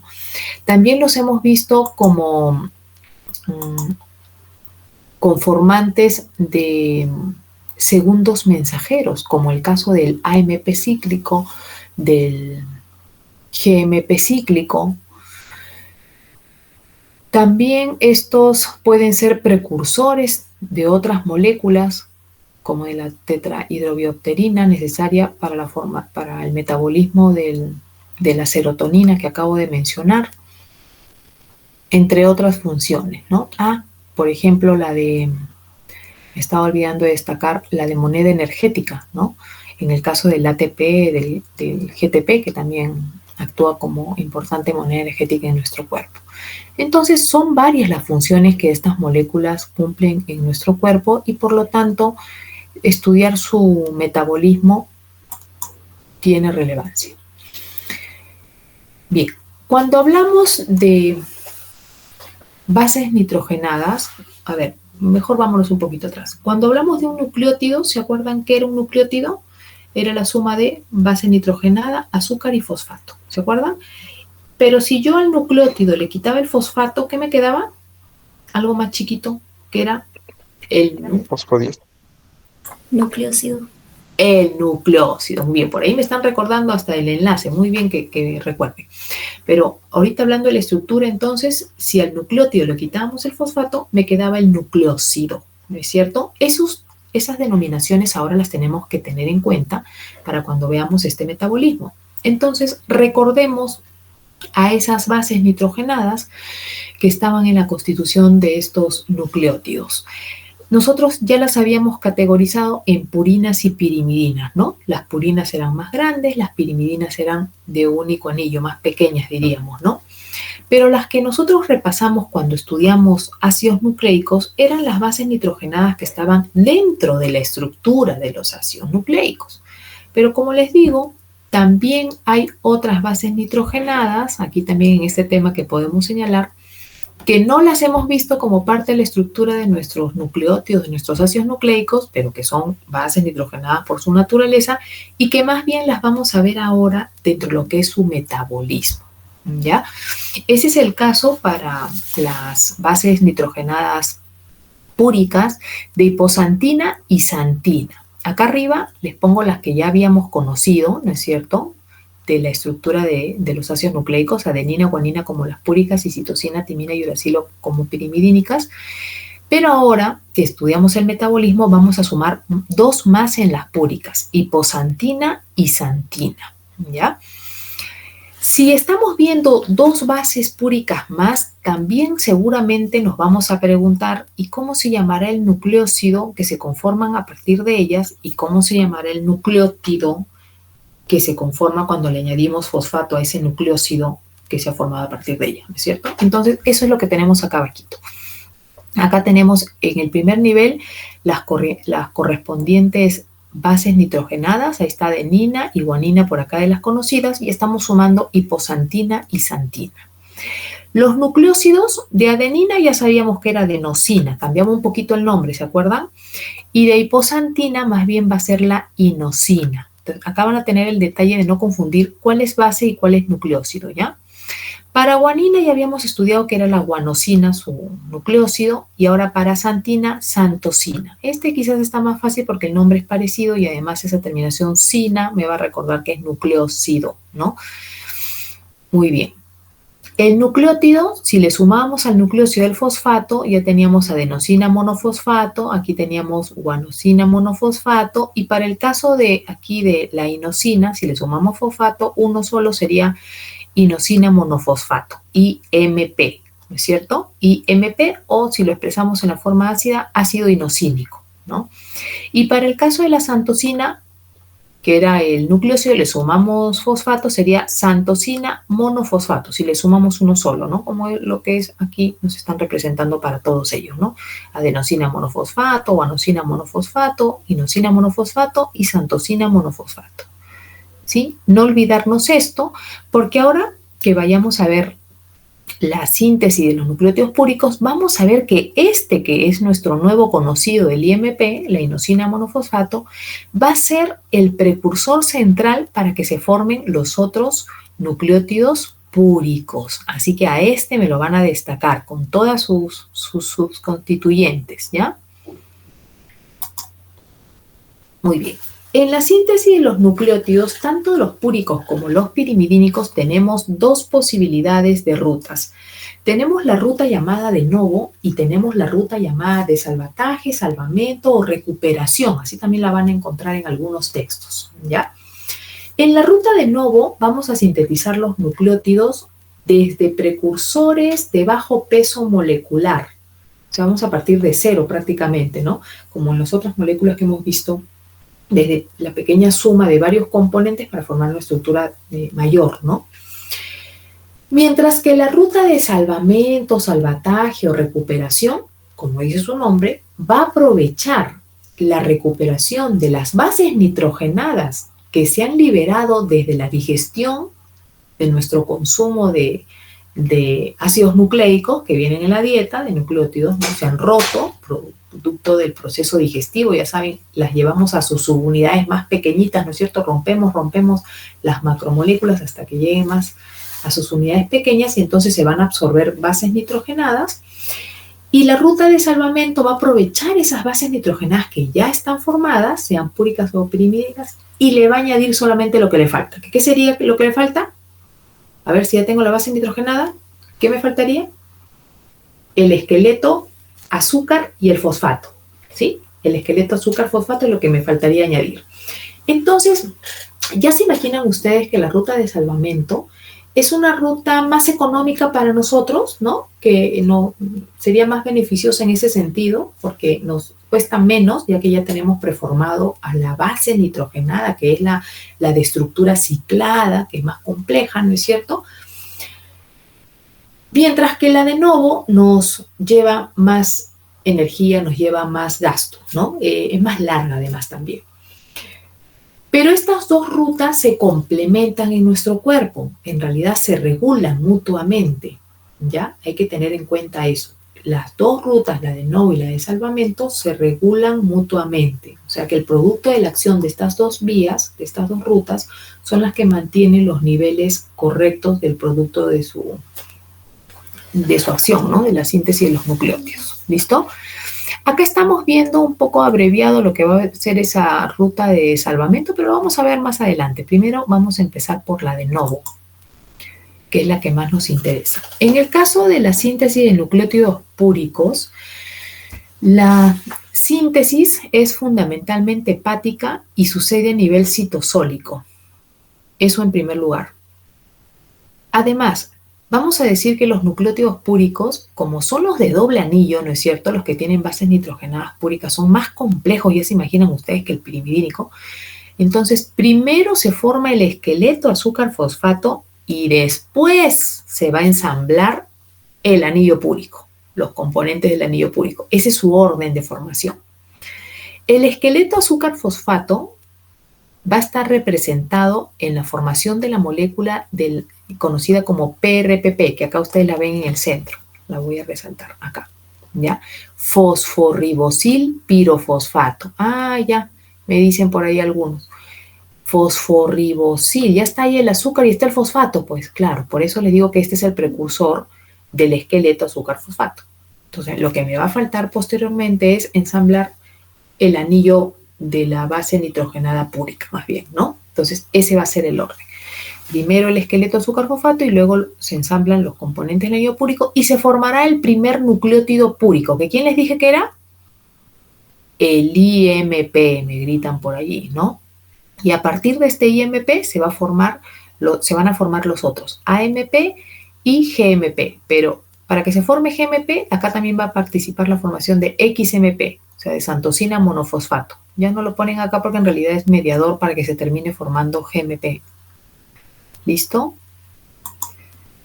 Esto es un aspecto diferente con lo que vamos a ver en la síntesis de los pirimidínicos, porque ahí sucede al revés.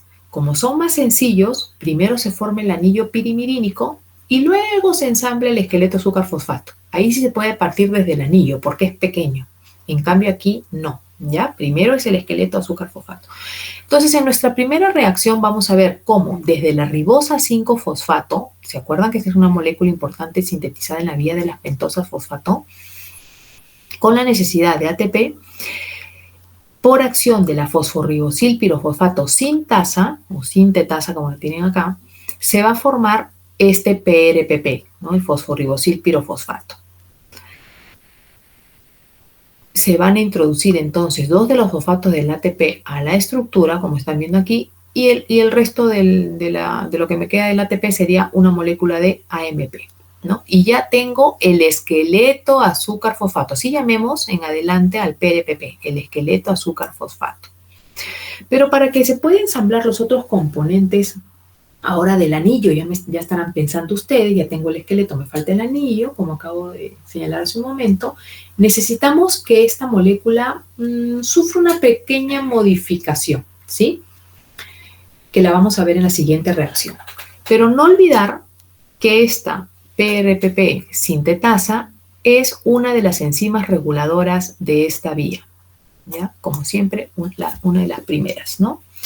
Ya teníamos entonces PRPP formado y ahora, gracias al amido fosforribosil transferasa, que le va a transferir un grupo amino desde la glutamina, miren que está la glutamina, que le dona ese grupo amino y ella pasa a la forma, ya saben ustedes, de glutámico, ¿no? Entonces se convierte ahora esta molécula de PRPP en fosforribosil amina. Claro, el grupo amino lo ha ganado y ahora es fosforribosil amina. Ahora sí está como lo queríamos, en esta forma activa, vamos a decir. Y ahora, gracias a 10 reacciones más que no se suelen mencionar y que solamente se señala sus requerimientos, 10 reacciones que van a requerir entonces 3 moléculas de ATP, va a requerir 2 moléculas de glutamina, va a requerir un ácido aspartico y una glicina como aminoácidos. Miren, 3 aminoácidos diferentes, pero glutaminas 2, ¿no? Aspartico y glicina, 2 moléculas de tetrahidrofolato, que es la forma activa del ácido fólico, de la vitamina ácido fólico, fuente de carbono también, porque ya tengo acá bastante fuente nitrogenada, fuente de carbono CO2, y también magnesio para la acción de las ATPasas. Entonces, gracias a todas estas moléculas que estoy mencionando, ya se ensamblará el anillo púrico formando el primer nucleótido púrico. ¿Que quién habíamos dicho que era? ¿Quién es este inositato? IMP. A partir de IMP, como ya les dije, se van a poder formar AMP y GMP. Veamos el camino para que se forme AMP en primer lugar. Por la adenilsuccinato sintasa, vamos a, con la necesidad de fuente de energía de GTP, la segunda moneda energética, no la primordial, no la segunda, se va a constituir adenilsuccinato. Aquí hemos tenido que sumar, como ustedes ven, para formar desde inositato a adenilsuccinato, todo esto más tiene, ¿no?, que lo que veíamos aquí. Entonces, hemos tenido que necesitar que también alguien done parte de este esqueleto carbonado extra, ¿no? ¿Y quién fue ese donante extra? Ácido aspartico. Acá tenemos otro aspartico, aparte del que acá me permitió formar el anillo púrico, ¿ah? Por si acaso. Esto es lo que sucede, vamos a decir, en este interín. Y acá estamos viendo que necesitamos otro aspartico más, que se sume a la estructura para formarme un adenilsuccinato, ¿no? Que ya su nombre me dice que es una molécula bastante grande. Luego, por la adenilsuccinato liasa, aquí necesito una sintasa y luego acá una liasa, o sea, la antagónica prácticamente, rompemos esta molécula, sale adenilato, o sea, AMP, pero lo que me queda de esta estructura no sale tal cual, sino que sale en la forma de fumarato, ¿no? Sale fumarato y ya tengo AMP sintetizado, otro nucleótido púrico. Esto era uno púrico, otro púrico, y ahora veamos el camino para formar GMP. Aquí vamos a necesitar una inositato deshidrogenasa, que es NAD dependiente y que va a formar XMP, acá lo han puesto como santilato, pero ya saben que es el otro nucleótido púrico que nos faltaría, XMP. Y luego, por la GMP sintasa, también ganando grupo amino desde la glutamina, miren acá está abreviada la glutamina, que al perderlo, al donarlo diríamos, ¿no? Pasa a la forma de glutámico, y con la necesidad aquí de ATP como moneda energética, se va a formar el GMP. Entonces, para formar AMP necesité fuente de energía GTP, en cambio para formar el otro, el GMP, necesité la primaria, digamos, ¿no? La primaria fuente de energía, que era ATP. Muy bien, sigamos. Acá lo tenemos nuevamente destacado más en grande, desde IMP, cómo hemos podido formar AMP y cómo hemos podido formar GMP, ¿no? Por la vinilsuccinato sintasa primero, donando el aspartico parte de su estructura, donando energía, el GTP en el proceso, y luego la liasa que saca el resto de la estructura unida en la forma de fumarato, y ya tengo AMP. Aquí la AMP deshidrogenasa, claro, no nos extraña porque veo NAT de mediador aquí como cofactor, entrando y saliendo como en la forma reducida más bien. Y luego esta de aquí, por la GMP sintasa, que también va a necesitar donante aquí, que va a ser la glutamina de grupo amino, permite, y ATP como fuente de energía, al igual que agua, va a terminar formándonos GMP, ¿no? El otro nucleótido púrico. Pero estos, si notamos, son nucleótidos que corresponden a nucleósidos monofosfatados, o sea, a nucleósidos que le añadimos un fosfato para convertirlos en nucleótidos, ¿no? Porque acá veo monofosfato, monofosfato, monofosfato. A partir de los monofosfatos se pueden formar los difosfatos y los trifosfatos, que será importante. Y a partir de esos también, como ustedes ven, las formas de SOXY, para el caso de los nucleótidos constituyentes del ADN, que serán importantes como precursores para la síntesis de los ácidos nucleicos, porque recordemos que, ya había mencionado anteriormente, que los precursores para la síntesis de los ácidos nucleicos, o sea, para el proceso de replicación y para el proceso de transcripción, tienen que venir trifosfatados, ¿no? Y ya cuando se van ensamblando por ese enlace fosfodiéster que uno de ustedes me iba señalando, se perdía un pirofosfato en cada reacción, ¿no? Por eso que al final, cuando veíamos ya al ácido nucleico ARN o ADN, básicamente los veíamos monofosfatados, ¿no? Pero repito, habían tenido que venir trifosfatados, ¿no? Para en el proceso perder dos. Así que esas conversiones también serán importantes. La regulación de la vía. Como ustedes ven, los productos, ¿no?, finales, me refiero a GMP, GDP, GTP, ¿no? Desde el mono, el di, del di se formó el tri, y de igual manera aquí, AMP, ADP y ATP, pueden actuar como inhibidores de las dos primeras enzimas, que son las enzimas reguladoras. Estas dos, les dije PRPP sintasa, y también la amidofosforibosiltransferasa, a la que le añadí el grupo amido para llevarla a la forma que esté lista para añadirle después los componentes del púrico, ¿se acuerdan? Del anillo púrico. Esta de acá también es reguladora. Estas dos son las reguladoras, ¿ya? Síntesis de nucleósidos difosfato y trifosfato. Como les dije, para poder convertir a estos nucleótidos que provienen de nucleósidos monofosfato que hemos visto, que originalmente así se formaban, y querer llevarlos a sus formas difosfatadas o trifosfatadas, vamos a necesitar otras enzimas, como por ejemplo las quinasas. Entonces estamos hablando que para actuar sobre el primero, digamos, ¿no? Porque de la vía anterior hemos visto que todos eran monofosfatos los formados, ¿no? Si quiero llevarlos primero a un difosfato, entonces vamos a necesitar las nucleósido monofosfato quinasas, que le añadirán ese fosfato que le falta para llevarlo a la forma di, desde mono, como ven acá, hasta di, sacando ese fosfato desde la molécula del ATP. En cambio, cuando ya tenemos difosfatos como acá, y queremos y queremos llevarlos a la forma de trifosfato, entonces el donante que van a utilizar estas nucleócido difosfato quinasas ahora, que actúan sobre difosfato y le vayan a añadir un fosfato, será cualquier nucleótido trifosfatado, o sea que no solamente ATP, como en el caso de las primeras, de las monofosfato quinasas, sino que las difosfato quinasas pueden utilizar tanto ATP como GTP, o sea, las dos monedas energéticas para esa transferencia, ¿no? Y permitirnos así que el difosfato pase a la forma de trifosfato. No nos extraña entonces estas reacciones que son catalizadas por quinasas, ¿no es cierto? Las quinasas son las que hacen transferencia de fosfato más de una vez. Les he señalado eso en términos generales.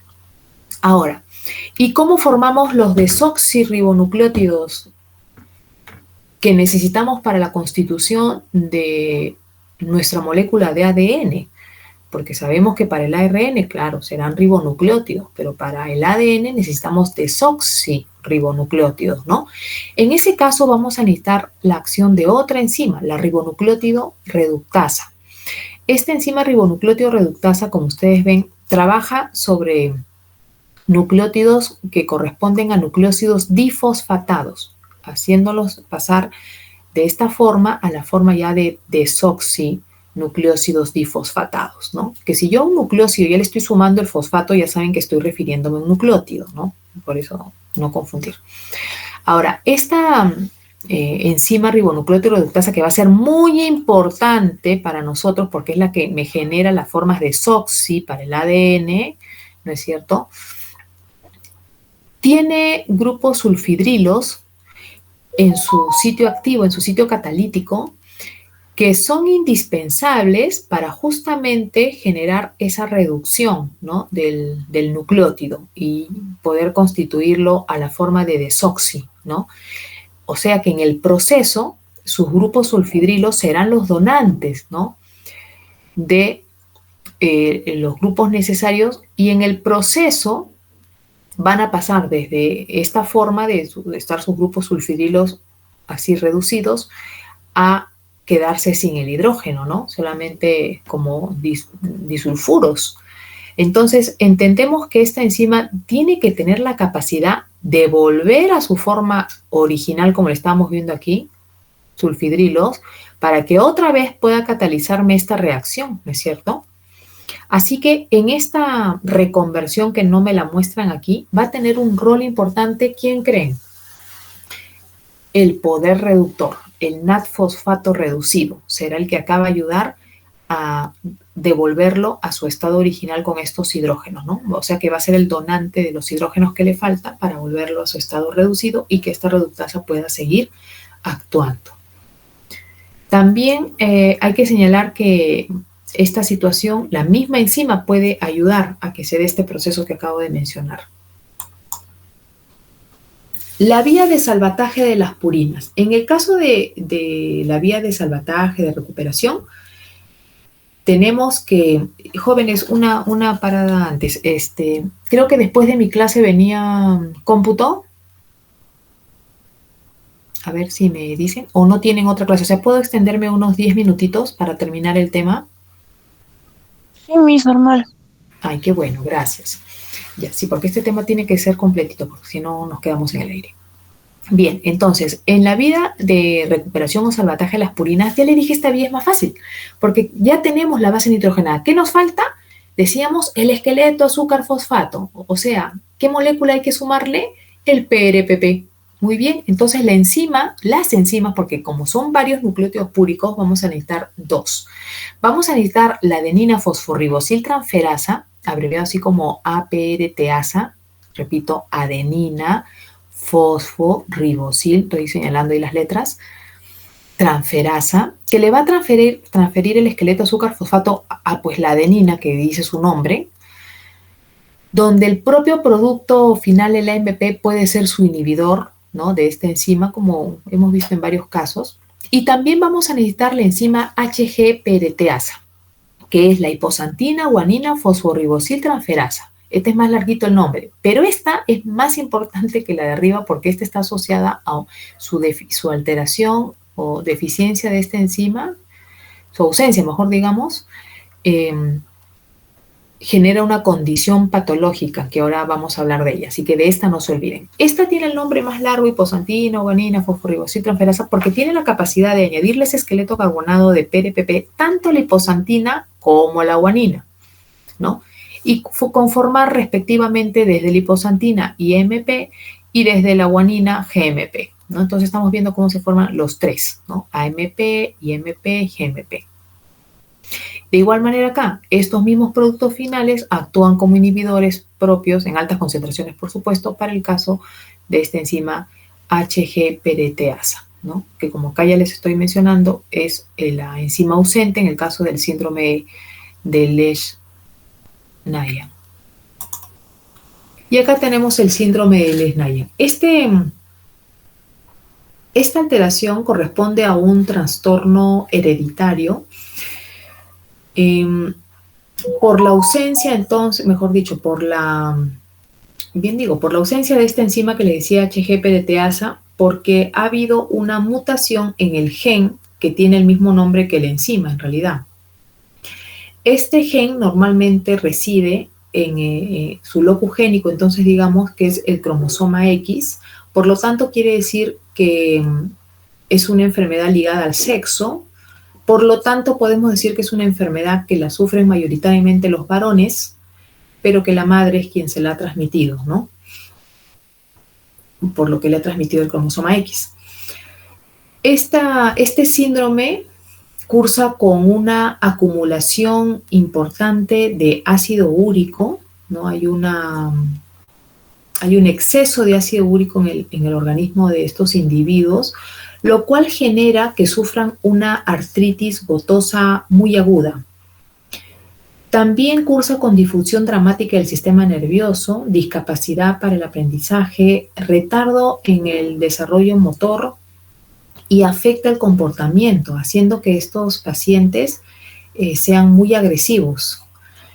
Y también se le conoce a este síndrome como la enfermedad del canibalismo, porque dentro de la alteración del sistema nervioso y de su comportamiento, se vuelven muy irascibles, tienen un comportamiento compulsivo de automutilarse los dedos y el labio. Por eso que en este pacientito que ustedes están viendo, ven que le falta algunos segmentos de las manos, ¿no? De los dedos de las manos, y también se ve que su labio ha sido un poco mutilado, ¿no? Y es porque, como les digo, tienen una tendencia compulsiva a morderse y arrancarse. Entonces, generalmente hay que mantenerlos prácticamente amarrados, ¿no? Para que no se automutilen.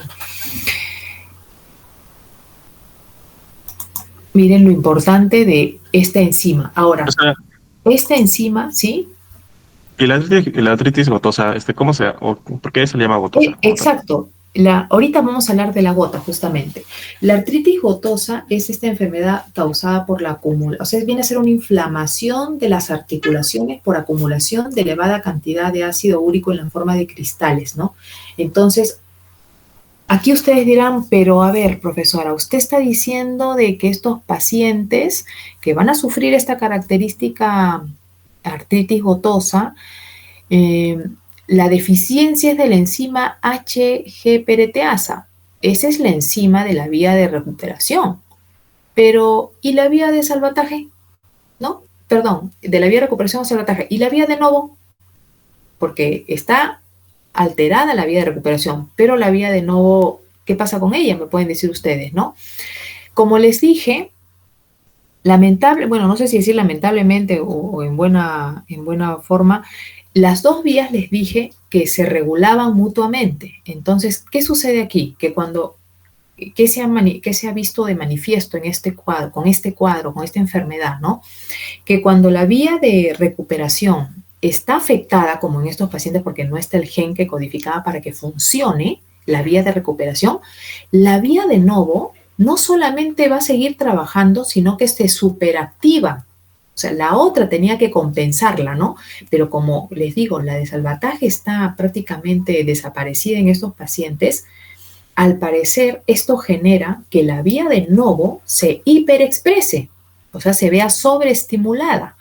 Como consecuencia de una sobreestimulación de la vía de novo, ya se imaginan ustedes que se genera mucha purina, ¿no es cierto? ¿Y ese exceso de purina, acaso nosotros lo podemos acumular? No. Así que ¿hacia dónde se deriva ese exceso de purina que se está formando en nuestro cuerpo? Hacia su catabolismo. Y consecuencia de su catabolismo, ¿qué molécula les dije al iniciar esta clase se formaba con altas concentraciones de ácido úrico? Perdón, con altas concentraciones de degradación de purinas, el ácido úrico, ¿no? Y este ácido úrico, como va a formarse en mucha cantidad, va a generar esta artritis gotosa propia de estos pacientes, ¿no? Entonces, miren cómo lamentablemente digo yo que como estas vías están mutuamente autorreguladas, la anulación de una de ellas lamentablemente genera un desequilibrio de la otra, ¿no? Y ahí viene la condición. Ahorita vamos a ver un poquito más de las manifestaciones de la gota. Veamos este catabolismo. Bueno, el catabolismo es más sencillito porque como ustedes sí recuerdan, no lo digo por fastidiarlos, en realidad sé que recuerdan la estructura de un nucleótido, entonces ustedes ya me han estado señalando, seguramente en casa, que el nucleótido era la suma de base nitrogenada, azúcar y fosfato, ¿no es cierto? Entonces no nos extraña que la primera reacción que van a sufrir los nucleótidos púricos es perder lo que le habíamos sumado en último lugar para convertirlo en nucleótido, o sea, perder el fosfato. ¿Cómo se llaman las enzimas que quitan fosfato? Hemos estado hablando en metabolismo de glucógeno, fosfatasas, ¿no es cierto? Fosfatasas. Entonces, lógico, como ustedes ven aquí, sobre todos ellos, los diferentes púricos que hemos mencionado, nucleótidos púricos, actuará una nucleótido fosfatasa, que le arranque entonces a cada uno de ellos el fosfato. ¿Y qué me queda de un nucleótido cuando le quito el fosfato? El nucleósido, seguramente me están contestando, ¿no? Para el caso de la AMP, adenosina. Para el caso del IMP, inosina. Para el caso de XMP, xantosina. Para el caso de GMP, guanosina. Muy bien, ya estoy con nucleósido. Ya bajé el tamaño de nucleótido a nucleósido. Antes que sigamos, señalemos que adenosina, por la adenosina desaminasa o deaminasa, lo que va a hacer es convertir adenosina en inosina. Y entonces todo lo que le va a pasar a esta inosina que viene desde el IMP, de igual manera va a venir a sucederle a la adenosina previa conversión a inosina, ¿no? Así que nos comenzamos a fijar ya solamente aquí, ¿no? Porque este se convierte por la desaminasa o deaminasa en inosina. Entonces, ahora hay que actuar sobre estos nucleósidos. A ver, el nucleósido era la suma, entonces, de base nitrogenada más azúcar. Vamos a querer separar esa base nitrogenada del azúcar. Muy bien, quiero quitarle la ribosa, ¿no? Que tienen los nucleótidos. Entonces, vamos a quitarle el azúcar mediante una fosforilasa. ¿Se acuerdan que en el metabolismo del glucógeno, para quitarle las glucosas al glucógeno, la fosforilasa que trabajaba y la glucógeno fosforilasa le añadía fosfato y lo arrancaba? Muy bien, lo mismo vamos a necesitar acá, ¿no? Estas enzimas específicas van a arrancarle la ribosa, pero lo van a sacar añadiéndole fosfato a esa ribosa, de tal manera que salen, miren acá, el esqueleto azucarado sale como ribosa 1-fosfato. Lo mismo aquí desde la xantosina y lo mismo aquí desde la guanosina. Entonces ya le quité el esqueleto azucarado, añadiéndole fosfato, y ahora ya me queda la base nitrogenada respectiva. Desde IMP, ¿cuál sería la base nitrogenada? Hipoxantina, ¿no es cierto? Desde XMP, xantina, desde GMP, guanina. Ahora, también, así como aquí vi que había una deaminasa que podía hacerme esta interconversión, desde guanina, la otra púrica conocida de nosotros, miren qué casualidad, también por la guanina deaminasa, esta guanina se puede convertir en xantina. O sea, puedo tener solamente este producto desde aquí, desde estos dos, ¿no? Al fin y al cabo. Y por acción de la xantina oxidasa, hipoxantina se puede convertir en xantina. Primas hermanas diremos que son estas moléculas porque hasta la denominación es parecida, ¿no? Es la misma enzima xantina oxidasa la que luego actúa sobre esta xantina, que podríamos decir que es el producto común de todos ellos al fin y al cabo, ¿no? La xantina. Sobre ella actúa la xantina oxidasa con necesidad de agua y oxígeno, como ven, y se forma el ácido úrico, ¿no? Se forma el ácido úrico. Entonces, por eso decimos que el ácido úrico es el producto del catabolismo de las purinas. Este catabolismo sucede tanto a nivel hepático y también se da un poco a nivel intestinal, pero principalmente a nivel hepático. Y también es una vía que es citosólica. Este catabolismo de purinas va a ser importante para degradar pues las purinas que ingresan por la dieta, que como les digo, lo que necesitemos vamos a coger y lo que no se tiene que mandar a catabolismo. También va a ser necesario para el recambio de los ácidos nucleicos, como toda molécula orgánica también se pueden dañar y hay que reconstituir. Y también, por supuesto, va a ser importante, por ejemplo, para la muerte celular, ¿no? Donde también hay que degradar las moléculas de ácido nucleico de las células que se van a destruir en este proceso de muerte programada, ¿no? Así que miren qué importancia tiene este catabolismo de purinas. La gota, como les decía hace un momento entonces, es esta enfermedad que cursa con exceso de ácido úrico en el cuerpo de los individuos que sufren la gota. Es un tipo, como les dije, de artritis, ¿no? Porque es este acúmulo de ácido úrico va a generar una inflamación, especialmente a nivel de las articulaciones. Y generalmente se acumula a nivel de las articulaciones de la mano, del codo y del pie y las rodillas. ¿No? Generalmente es mano y codo y pies, y ya secundariamente también las rodillas.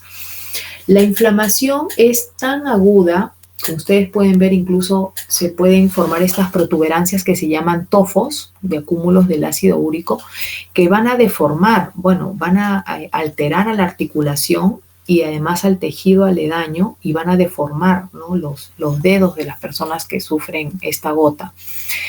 Fuera del aspecto estético de la deformación, es una condición muy dolorosa, ¿no? Porque, como digo, es un proceso inflamatorio agudo. Algunos señalan que los pacientes que sufren gota aguda, la inflamación es tan fuerte que no soportan el peso de una sábana sobre la articulación comprometida, ¿no? Así de dolorosa es. ¿Y esto por qué sucede, no?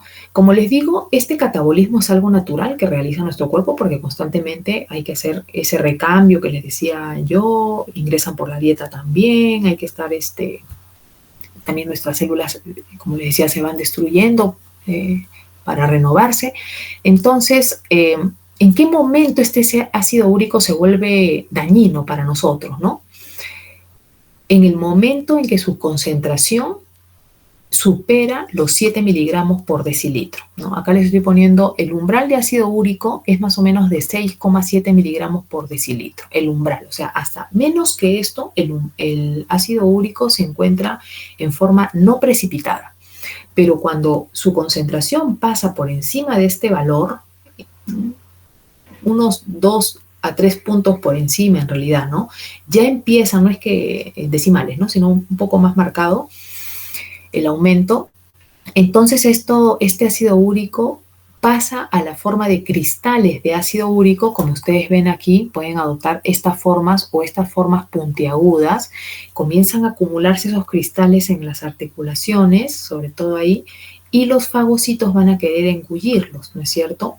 Producto de este proceso que si se vuelve constante, o sea, se sigue produciendo el ácido úrico y el fagocito está que engulle, ¿qué sucedía cuando se da una fagocitosis intensa? ¿Se acuerdan? Los fagocitos estallan, ¿no es cierto? Llegan a estallar. Y esta muerte celular masiva de nuestras propias células, que serían nuestros fagocitos, al engullir tanto de este compuesto ya extraño para ellos, entonces genera el proceso inflamatorio, el enrojecimiento, la inflamación, ¿no? Que es característico de este cuadro. Para el caso de es bueno saber entonces o relacionarnos un poco con los valores normales, ¿no? Estos valores en realidad van a ser un poco referenciales porque dependiendo del kit, como les dije, de análisis laboratorial, puede haber ligeras diferencias, ¿no? Entonces acá le estoy colocando, por ejemplo, para el hombre, alrededor de 7 miligramos por decilitro, es casi lo normal, como les digo. Para mujeres, acá les he colocado 5,7 porque la mujer siempre tiene un poco menos, pero este valor puede llegar hasta, el de acá hasta 7,3, ¿no? El de hombre 7,7, 8, o sea, puede ser un poquito más alto, ¿no? pero ya no mucho, porque como les dije, ya hasta aquí es el umbral, ¿no? En realidad, hasta el 6,7, 7 redondeando. Entonces ya conforme vamos aumentando la concentración, algunas de estos ácidos van pasando a precipitar. Conforme más alta es, más precipitados se forman y el proceso se vuelve más complicado. Esta enfermedad es más común en los varones. Ya les mencioné, también como el caso del síndrome de Lesch-Nyhan, que ahí estamos hablando de una deficiencia enzimática, ¿no? Pero para los que no tienen esa deficiencia enzimática y sufren de gota, ¿qué condiciones son las que pueden favorecer la aparición de la gota? Hay que preguntarnos, ¿no? Y es un mayor consumo de justamente alimentos que sean ricos en ácidos nucleicos, porque estos van a tener las purinas y ya sabemos que el ácido úrico es producto del catabolismo de esas purinas.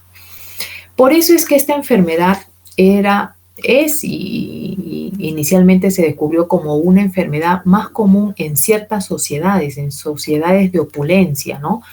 Porque si nos remontamos al origen de las civilizaciones más desarrolladas, vemos que ¿quiénes son los que en realidad comían carnes? Eran los de mayor poder adquisitivo, ¿no? Mientras que el pueblo, cereales, básicamente, ¿no? Granos. Pero carnes, ¿quién podía darse el lujo de exagerar el consumo de carnes? En realidad, la gente de mayor poder adquisitivo, ¿no? Y lo mismo sucede en la actualidad. O sea, si alguien tiene mayor capacidad de excederse en el consumo de carnes y mariscos, que son los más abundantes en purinas, entonces va a tener mayor predisposición a que pudiera generar mayores concentraciones de este ácido úrico y que se le presente la gota. ¿Por qué el consumo de carnes y mariscos son más predisponentes para la aparición de la gota? Porque ¿qué cosa es la carne? Es músculo, ¿no es cierto?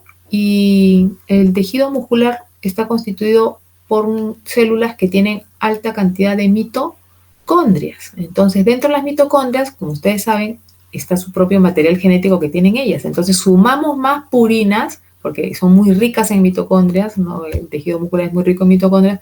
Entonces, sumamos el catabolismo de todo ese ácido nucleico que puede estar en centenares o miles de cadenas copiadas. ¿Se acuerdan que la mitocondria, ese anillito de un solo tipo, puede estar copiado centenares o miles? Imagínense, todo eso derivado hacia el catabolismo, ¿no? ¿Qué cantidad de ácido úrico se va a formar? El alcohol, el consumo de alcohol también predispone la aparición de ataques agudos de gota. ¿Por qué? Porque como el alcohol deshidrata, va a favorecer que la concentración de ácido úrico, en el caso de una persona que ya tiene elevadito, pues, ¿no?, justo se manifieste más rápidamente y por eso que le dé el ataque agudo de gota con estos dolores terribles, como les digo, que no pueden soportar, ¿no?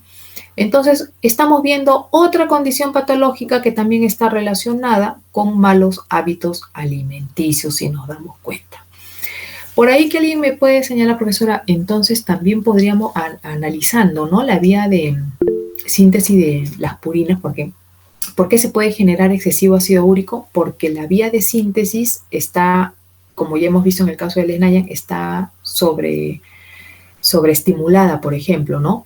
Cuando hay mucha producción de purinas, el exceso se va a derivar hacia su catabolismo, ¿no? O cuando yo consumo muchos alimentos ricos en purinas, o también puede generarse cuando hay un mal funcionamiento renal que debería ayudarme a la depuración de ácido úrico y no se está depurando bien, ¿no? Todas estas serían las posibles causas. Entonces, pero estamos viendo entonces como les decía, una patología más donde también la dieta, o sea, los hábitos alimenticios pueden generarme esta condición, ¿no? Entonces, a cuidar, como siempre les digo, la dieta. El alopurinol, acá estamos viendo una abreviación del catabolismo que ya vimos, ¿no? Miren, el nucleótido pasa a nucleósido, las desaminaciones que nos podían generar y luego la santina oxidasa que actúa aquí y actúa acá, ¿no?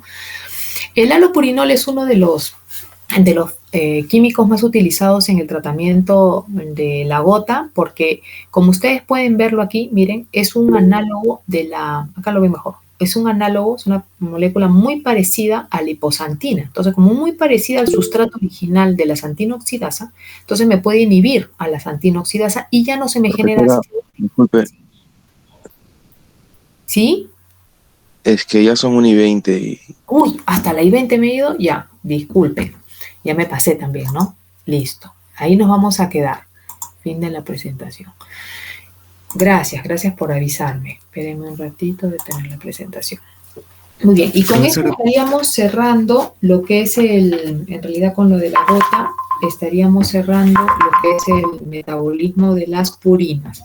Pero, a ver, tenemos un problema, que todavía nos falta abordar el de las pirimidinas.